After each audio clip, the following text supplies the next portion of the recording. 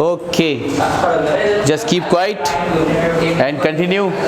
देखो अभी हम आप डिस्कस करने वाले हैं किस पर, एसएचएम पर। तो आ जाओ एसएचएम की बात करते हैं फटाफट। एसएचएम में देखो कल मैंने आपको लगभग सारी बातें बता दी थी।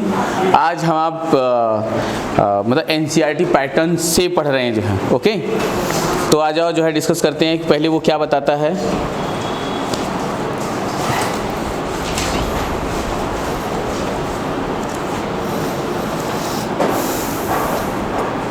हाँ, तो periodic and oscillatory motions. Periodic motion, heading डालो periodic motion. Heading periodic motion, फटाफट। हेडिंग पीरियोडिक मोशन, हेडिंग है पीरियोडिक मोशन। हाँ, हेडिंग पीरियोडिक मोशन।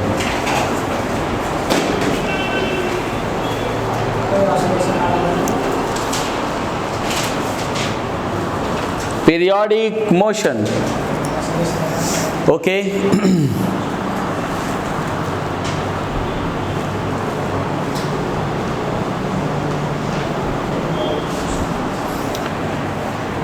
हो गया, तो लिखो फटाफट इसमें। A motion that repeats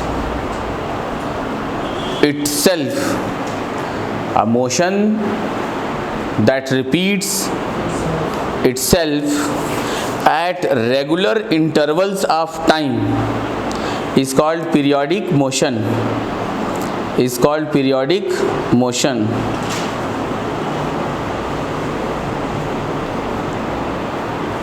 okay,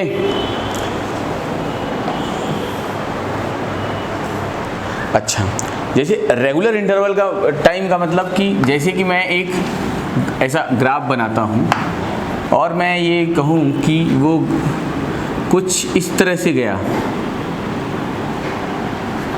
मतलब ये पार्टिकल का मोशन है, ये t/4, इधर इधर कितना t/2 t और इधर 3t/2 है ना, ऐसे ऐसे होता चला गया। तो ऐसे मोशन को हम क्या बोलेंगे, पीरियोडिक मोशन। या इधर मान लो इसका कुछ भी हो, x हो, इधर टाइम t दिया हो, या एक ऐसा और ग्राफ हो, ज़रूरी थोड़ी कि ऐसे ही ये डिस्प्लेसमेंट हो गई और इधर ये टाइम हो गई और ये कुछ इस तरह से गई। देखो कैसे दिख रहा है तुम लोगों को। और अगर यहाँ पर 4 सेकेंड आता है तो इधर भी कितना आ रहा है, 4 सेकेंड आ रहा है। फिर ये इधर ऐसे ऐसे करके चली गई। ऐसे को भी हम क्या बोलेंगे, पीरियोडिक मोशन बोलेंगे जी, ठीक है। और अगर मैं एक ऐसा और ग्राफ बना दूं तो कैसे, ये रहा x, इधर भी टाइम कैसे गया, ये या फिर बिल्कुल वैसा पल्स के जैसा, ठीक है। और जितना ये इंटरवल आप लोग देख रहे हो, ये इंटरवल सिर्फ उतनी हो जितना कि ये और ये दिखा, ऐसा ऐसा ऐसा ऐसा ये होता चला गया जो है। और इसके बाद ये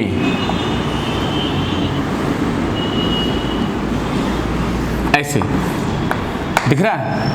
ये इस प्रकार के सभी मोशन क्या रिप्रेजेंट करेंगे, पीरियोडिक मोशन। बना लो फटाफट, सारे ग्राफ उसके बाद होने चाहिए। कैसे बताओगे कि ये पीरियोडिक है और सभी क्या हैं, xt।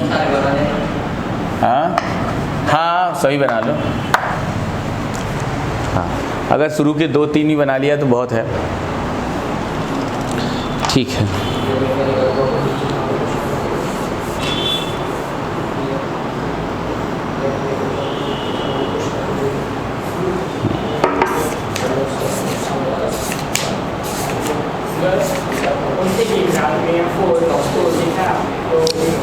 मतलब सब 4 सेकेंड का हुआ।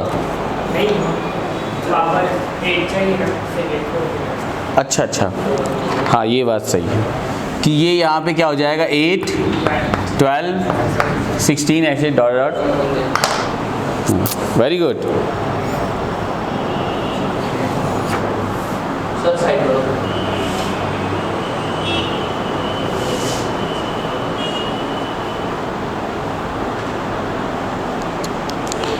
ओके, नेक्स्ट है, नेक्स्ट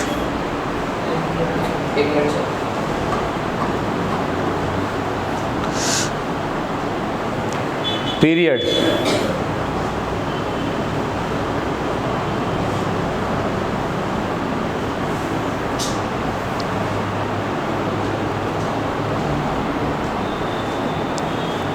पीरियड, पीरियड के बारे में बताओ कि उसका एक टाइम पीरियड कितना होगा।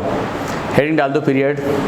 देखो पीरियड को हम आप ऐसे बोल सकते हैं कि time taken by particle to complete one oscillation is called time period. Okay, या फिर हम लोग ये बोल सकते हैं कि the smallest interval of time after which the motion is repeated it's is called period.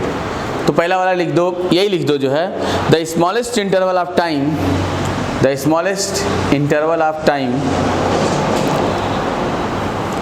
After which the motion is repeated, after which the motion is repeated, after which the motion is repeated, after which the motion is repeated,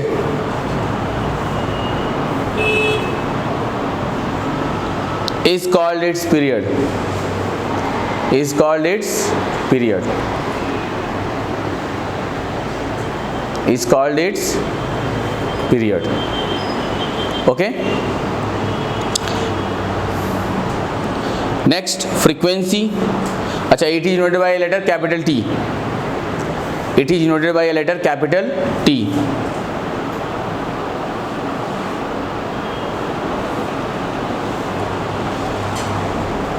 capital T, its unit is second, its unit is second, ऐसा unit is second. Frequency, sorry, frequency, the number of repetitions,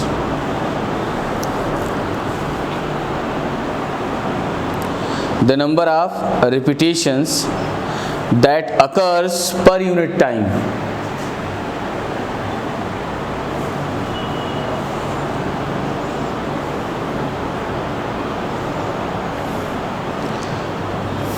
per unit time is called frequency। अच्छा, और the reciprocal of time period is called frequency, the reciprocal of time period is called frequency, that is nu equals to, that is nu is equals to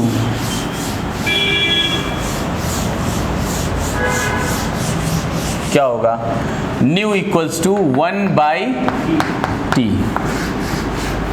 its unit is, its SI unit is per second or hertz, its SI unit is per second or hertz।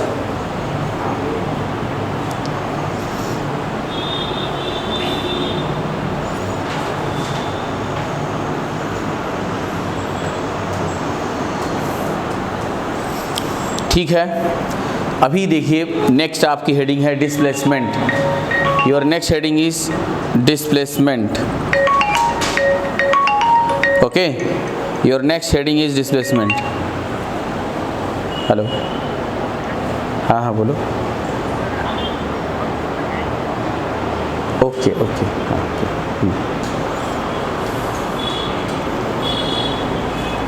क्या लिख दिया, displacement. अब देखो displacement के बारे में जैसे ही बात स्टार्ट होती है तो हम लोगों के माइंड में एक चीज़ आता है कि हमने ज़्यादातर किसका एग्जांपल कर लिया था, स्प्रिंग ब्लॉक सिस्टम का, है ना। हमने एसएचएम के नाम पे लिया किसको, स्प्रिंग ब्लॉक सिस्टम, या तो सर्कुलर एसएचएम दिखाने के लिए हमने वो सर्कुलर मोशन की शैडो ली थी, याद आया, जो एक कर्टन के ऊपर उसके हम अपोजिट साइड से देखते थे। तो फिलहाल अभी हम आप क्या देखते हैं कि एक डिस्प्लेसमेंट की अगर बात करें तो ये जो स्प्रिंग ब्लॉक सिस्टम है ये क्या है, ये इस प्रकार है, ऐसा। तो अगर हम आप इसे स्ट्रेच करके रिलीज करते हैं तो ये क्या करता है, ऐसा अपने मेन पोजीशन एसएचएम करता है, ठीक है, रिपीटेड मोशन करता है। अगर मान लो हमने इसको x = a पे लाया और रिलीज कर दिया तो ये फिर इसको x = -a तक कंप्रेस भी करता है। याद आ रहा है ना तुम लोगों को कल की बात, ठीक है, ये हो गई। और अगर मैं किसी पेंडुलम को भी अगर क्या कर दूं यहाँ ले जा करके रिलीज कर दूं तो भी ये क्या करेगा, इस तरह से मोशन करेगा। समझ में आ रही बात? कहने का मतलब कि ये यहाँ से जाएगा और ये इस तरह से ऐसा एसएचएम करेगा, मतलब ये इधर जाएगा और इधर आएगा ऐसा। ओके, तो ये जो मोशन है, वैसे आप देखो तो ये एंगल यहाँ से थीटा बनाएगा। बाद में चलकर हम ये भी पढ़ेंगे इसको, एंगुलर एसएचएम से एक टॉपिक दे करके इसकी स्टडी करते हैं जो है। और यहाँ लीनियर एसएचएम ऊपर वाले के लिए जो है लीनियरली, और ये ऐसा एंगल फॉर्म करके ऐसा करता है। तो ये इस प्रकार का जो है हमारा ये हो जाएगा, जैसा कि आप लोग देख रहे हैं, ठीक है। तो अगर मैं डिस्प्लेसमेंट की बात करूं और एक मैं फंक्शन सपोज कर लूं, कैसा फंक्शन, यू जस्ट इमेजिन कि हम लोग डिस्प्लेसमेंट को रिप्रेजेंट करते वक्त मान लो कि हमने एक फंक्शन कंसीडर कर लिया। कैसा फंक्शन, कुछ मैथमेटिकल टाइप का। आपने कल देखा कि डिस्प्लेसमेंट को हमने वो सर्कुलर के लिए एक ट्रिग्नोमेट्री यूज की, साइन कॉस, और ये इस तरीके से एक्स टी और वाई टी ऐसा निकाल के देखा था। तो आप इमेजिन करो, थोड़ा सा एक लाइन लिखो कि मान लेते हैं कि इसका जो डिस्प्लेसमेंट है वो कैसे हुआ। Displacement is a function of क्या है, टाइम। आप लोगों को याद है कि जब तुम लोग मैथ वगैरह पढ़ते हो तो आपको एक फंक्शन के नाम पर y = fx ऐसा बताया जाता है, ऐसा बताया जाता है, means y with the function of x। तो अगर मैं इस fx के प्लेस पर कुछ mx + c भी लिख देता हूं तो कोई फर्क नहीं पड़ता, है कि नहीं। लेकिन आज हमारा क्वेश्चन ऐसा है कि जो ये फंक्शन है वो किस पे डिपेंड करता है, टाइम पर। वो टाइम के साथ हाँ मोशन करता है, उसका डिस्प्लेसमेंट कैसे चेंज होता है, टाइम के साथ। If this function is if it is function of time then it will represent कैसा मोशन, पीरियोडिक मोशन। तो मैंने कहा कि if ft = a cos ω t, है ना। इसके बारे में पहले लिखो जरा, एक लाइन नोट डाउन करो। तो देखो, the displacement can be represented by a mathematical function of time. The displacement can be represented by, आदेश तुम्हें लिखने के लिए कहना पड़ता है। The displacement can be represented by a mathematical function of time in case of periodic motion. In case of periodic motion, this function is periodic in time. This function is periodic in time.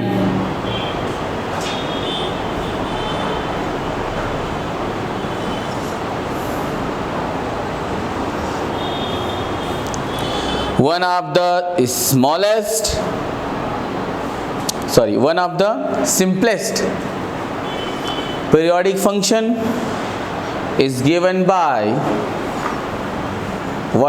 simplest periodic function is given by अब देखो ये यहाँ से mathematics चालू हो गई। जैसा कि आप मैथ पढ़ते हो, साइन और कॉस लेते हो, ये वही चीज़ है। ft = a cos ω t, this is your equation number 1। आप देखते जाना, बिल्कुल आप अभी इसके पैटर्न में मतलब फिट हो जाओगे 2 मिनट के अंदर जो है।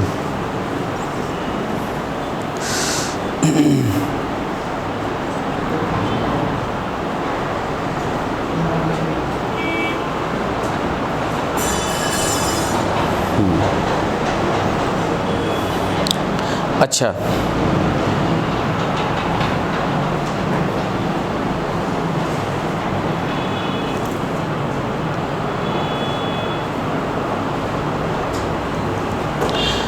अब पैराग्राफ चेंज करके लिखेंगे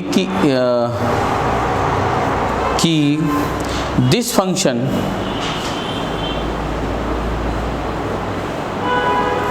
this function, comma, omega t is increased by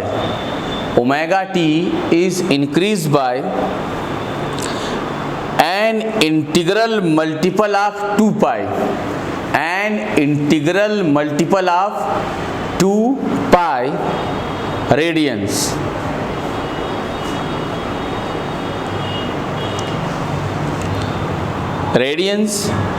The value of function remains the same.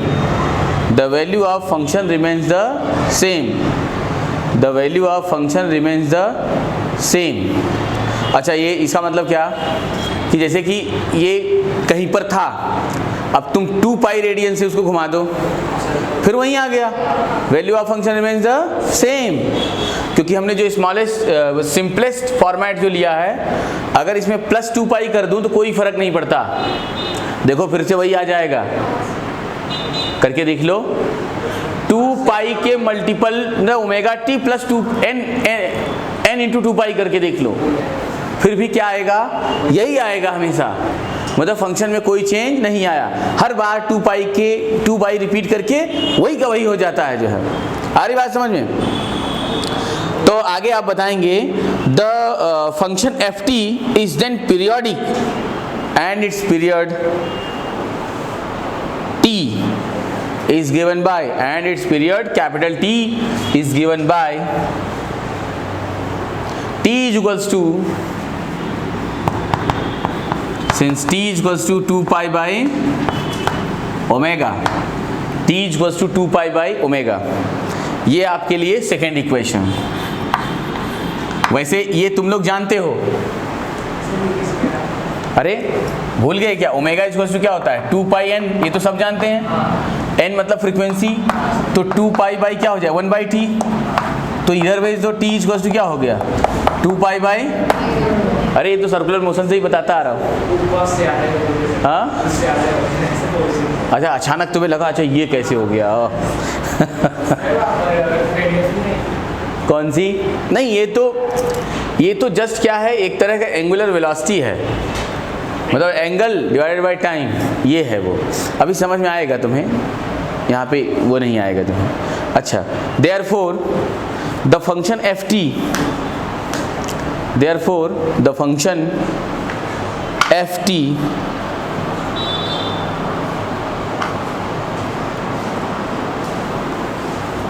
is periodic with period capital T.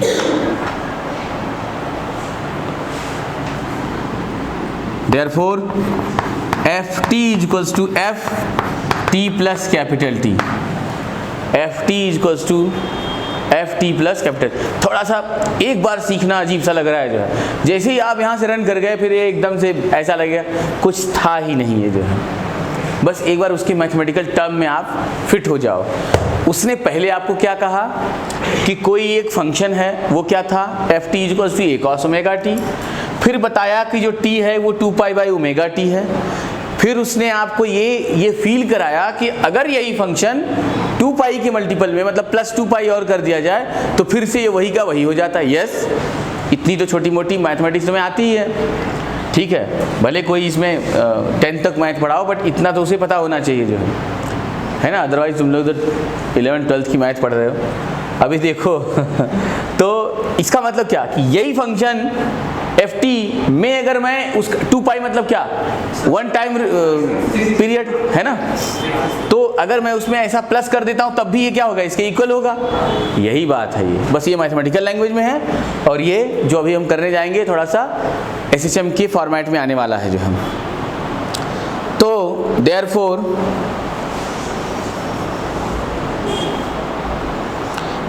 F T is equals to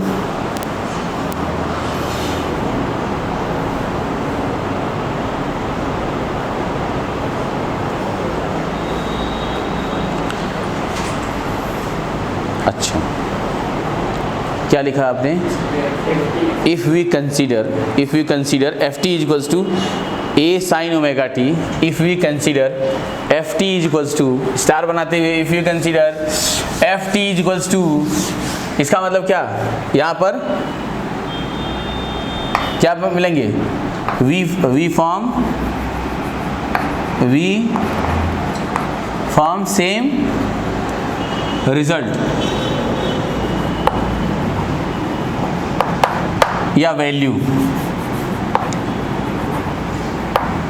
मतलब अगर मैंने ऐसा किया भी तो भी हमें सेम वैल्यू मिलेगी, ठीक है। अब आप स्टार बनाते हुए ये बताने जा रहे हैं कि if we consider same function F T is equals to A sine omega T, A sine omega T, तो क्या इसके साथ भी यही सारी स्टोरी होगी? यस, साइन ओमेगा टी और कॉस ओमेगा टी दोनों के दोनों क्या होते हैं?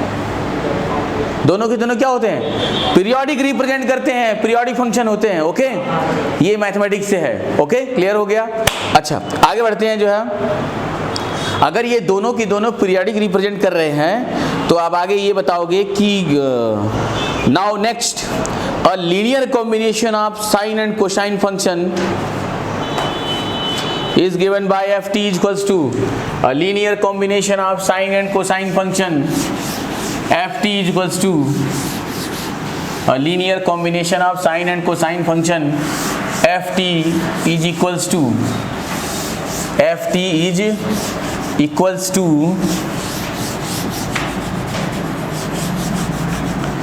ft is equals to क्या ft is equals to F T is equals to A cos omega T plus A sine omega T. मेरा मतलब ये, अब आपको ये बताना क्या ये पीरियोडिक रिप्रेजेंट करेगा, है ना? अच्छा हाँ, ए क्या लिख दिया था तुम लोगों ने? F T is equals to A sine omega T और F T is equals to A cos omega T. यहाँ पे एक चेंज करना है आपको कि जो ये है, मतलब हम आप जो ये चेंजेस जो लेने वाले हैं, यहाँ पे हम ये करने वाले हैं कि बताता हूँ मैं तुम्हें, A sine omega T plus B cos omega T, मतलब कि दोनों फंक्शन के एम्पलीट्यूड अलग अलग लेने, जनरल फार्मूला जनरेट करना है ना। इस वजह से आप मान लो कि दो तरह के अलग अलग फंक्शन थे, उनका हमने कॉम्बिनेशन किया। कैसा? ए साइन ओमेगा टी और बी कॉस ओमेगा, कोई फर्क नहीं पड़ता। वहीं अगर हम बी कॉस ओमेगा टी ले लेते तो उसका एम्पलीट्यूड क्या होता? बी। और अभी क्या है? वहां क्या ले लिया? ए, तो ए कुछ नहीं। और यहाँ पे दो फंक्शन को ऐड किया गया, एक ए साइन ओमेगा टी, दूसरा बी कॉस ओमेगा टी, कोई फर्क नहीं पड़ता। अब रही बात, आपको ये बताना है कि ये एक पीरियोडिक मोशन रिप्रेजेंट करता है या नहीं। ये एक पीरियोडिक मोशन रिप्रेजेंट करता है कि नहीं, जो है। तो आओ चलो देख लेते हैं। अब हमने आपने क्या किया, बता दो कि it is also a periodic with same period capital T. It is also a periodic, यही लिखो इसके नीचे, it is also a periodic with same period capital T. It is also a periodic with same period capital T. Okay, let, यहां से कुछ अच्छा करना चाहते हो तो आगे करो। Let A is equals to,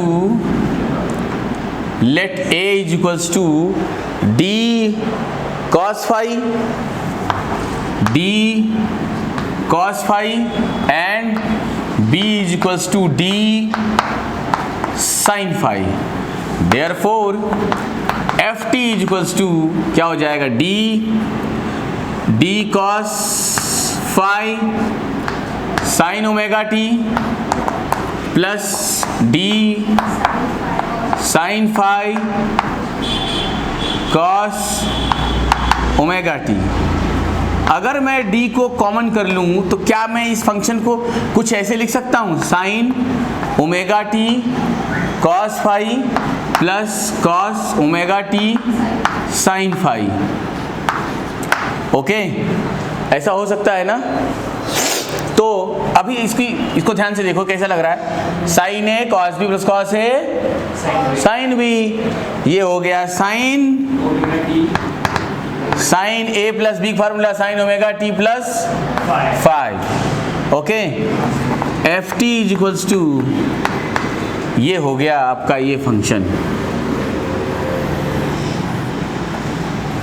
F T equals to D sine omega T plus 5। बोलो क्या सबको समझ में आया? ये बहुत ही आसान था, इसमें कुछ नहीं था।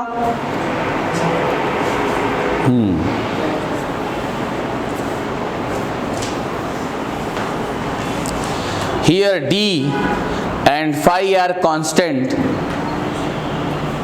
Here d and phi are constant.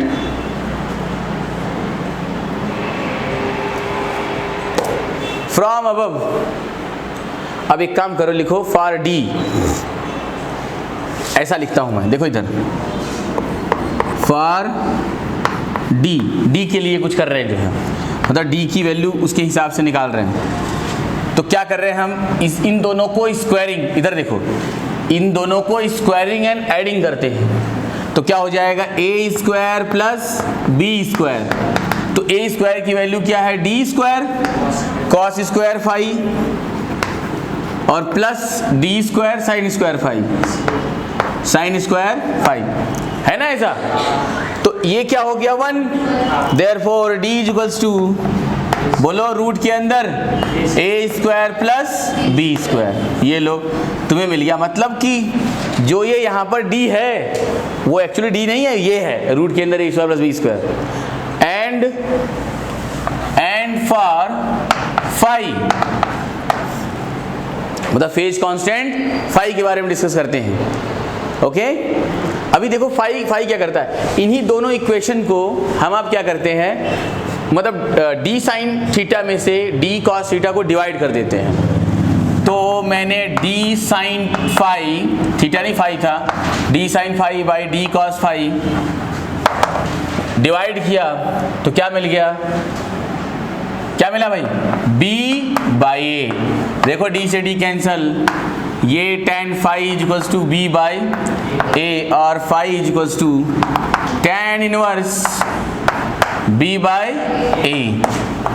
ये इसका मतलब कि जो आपने यहाँ F T equals to D sine omega T plus phi है, तो ये फाई नहीं है, क्या है ये, tan इनवर्स b बाय ए। और d के प्लेस पे क्या है, रूट के अंदर A square plus B square, और फाई के प्लेस पे tan इनवर्स b बाय ए है। आप वो लिखेंगे तब ये इक्वेशन वो है, मतलब ये उसकी वैल्यू है, नोट कर लो इसको। मतलब कि d इक्वल्स टू रूट के अंदर A square plus B square और phi equals to tan inverse b by A, ये वैल्यू है। ओके, कर लिया नोट।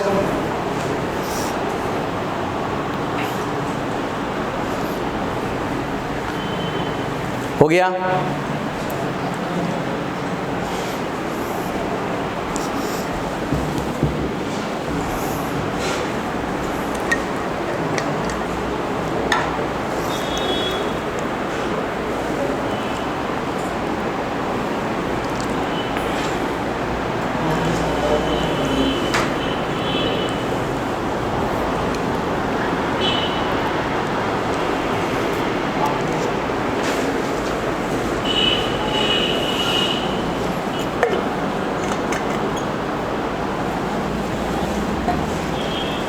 ओके, हो गया, कर लिया सबने।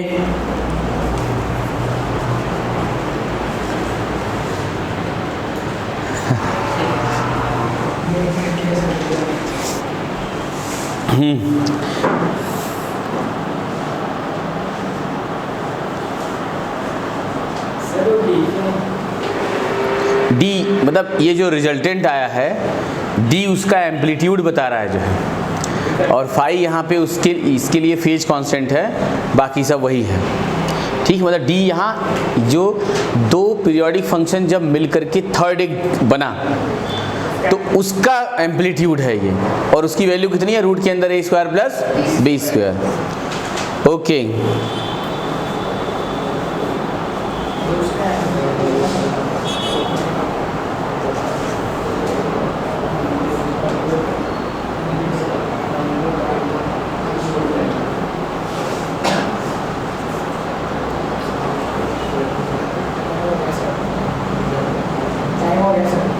ओके, टाइम आउट हो गया।